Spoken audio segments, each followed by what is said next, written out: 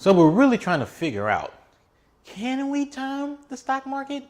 I actually think in some ways you can. What's up, world? Michael EJ here, coming to you with differentiated insights for the stock market, as I truly believe in order to beat the market, you gotta think differently than the market.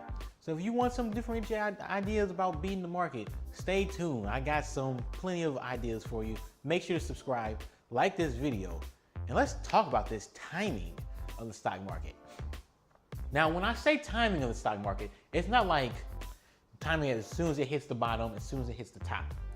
What I'm really talking about is avoiding like Siegel's paradox, or the law of like recovery loss. Like, it's just too much of a gap to worry about. So when I'm talking about this, what I really am focusing on is how much of a drawdown you have personally in your funds.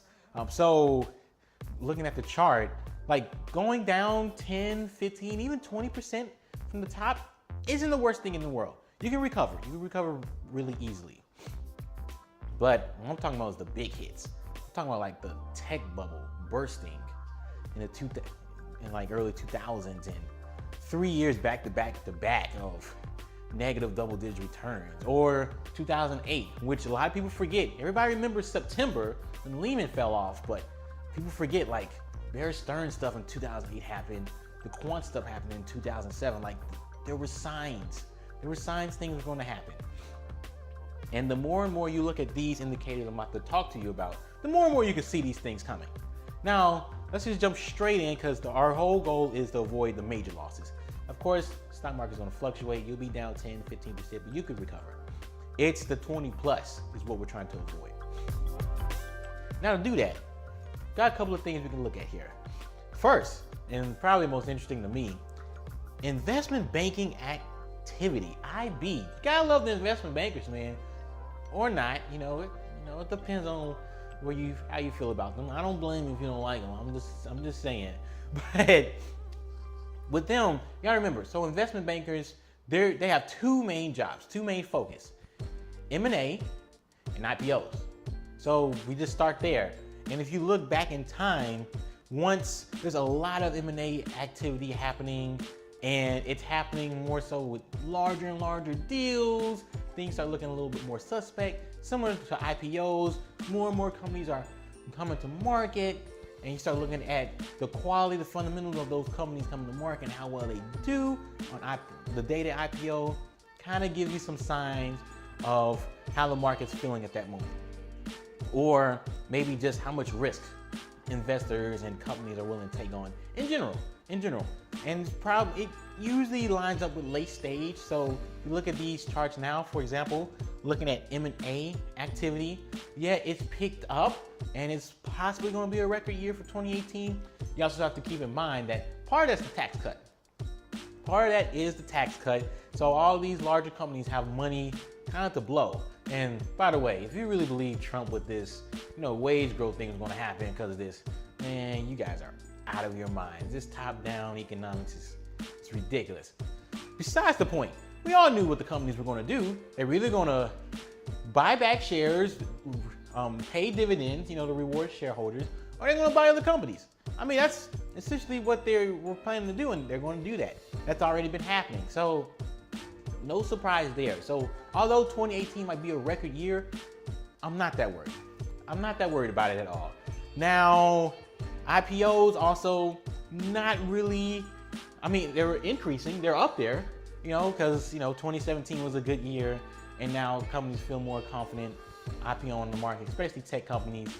So it's starting to rise, it's starting to get up there, it's starting to get a little bit of a scary territory, but I'm not overly concerned as well for both of these, because the fundamentals for like the overall economy is not that bad. It's not that bad, and it's going to be not that bad, decent, maybe for the next year or so.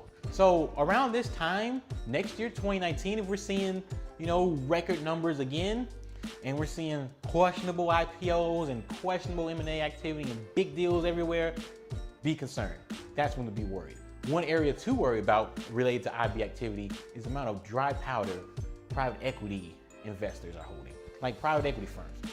It's increasing more and more, and since I'm in like the alternative investment space, I hear a lot more about larger and larger funds being raised, like $3, $4, $5 billion funds. That's a lot of money to put into work. You got to find, over like a 2, 3, 4 year period, you got to find like 10, 15 decent companies to put that money to work into.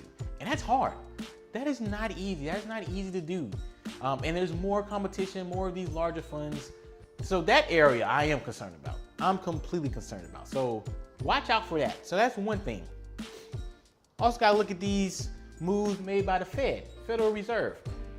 Now, the reason that is important is think about the opportunity cost type of idea. They control the Fed funds rate, which is the rate banks lend to each other overnight, which translate to the rate they give loans, interest rates to businesses, to consumers, all of the above. So that Fed funds rate is the initial domino that drops. Now, when the Fed fund rates tend to rise over time, usually that coincides with the stock market coming down. It just happens because, it's more of, if you're an investor, when you're only getting 2 or 3% for a long-term bond, what's the point of investing in that when you can possibly get 8, 10% in the stock market, even though it's riskier? Now you move that 2 to 3% to 4 to 5%, that's actually not that bad. That's a huge difference. Just think about 5% versus 3% in terms of the rule of 72 to double your money. In 5 years, and at a 5% rate, you can double your money in about 14-ish years, whereas at a 3% interest rate, it takes 24. That's a decade difference. 5%, these are little incremental changes, but once investors start seeing 3, 4, 5% interest rates for government bonds, trust me, they hop onto it. Look at the price charts from the 1980s, man. It tells you a lot. And that also has a lot to do with inflation. Inflation is starting to come up. Part of that is due to tax cuts too. So, hey, that's happening. And the Fed's not backing down to Trump. Trump definitely don't want them to keep raising rates because it makes the economy weaker. It's going to make Trump look weaker. I wouldn't blame Trump for that. This is bound to happen.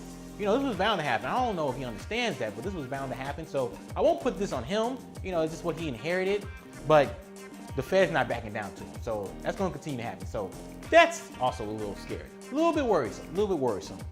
Next, market sentiment. And I use one indicator for this. I used to use the VIX, and VIX is kind of helpful, but I use it more as for where to put my money into now. Should I be doing more options trading, or should I do more short-term stock trading? So that's how I use the VIX now. What I pay a lot more attention to now is the AA sentiment index. Their surveys, they survey different investors, larger retail investors. I also think they get involved with some family offices and try to get a feel for what they're thinking. And when you look at those surveys, usually it does a pretty good job over an extended amount of time of showing, hey, we're getting a little bit too optimistic or we're getting a little bit too pessimistic. Right now, we're in an even place.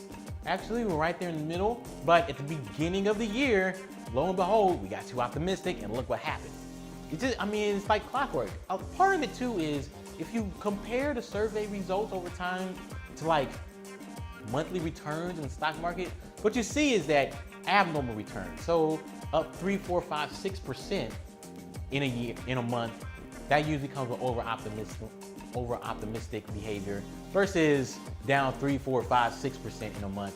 That's over pessimistic behavior. So that kind of you can kind of go that way too. That's a pretty good way to time it as well. If you just want to simplify things.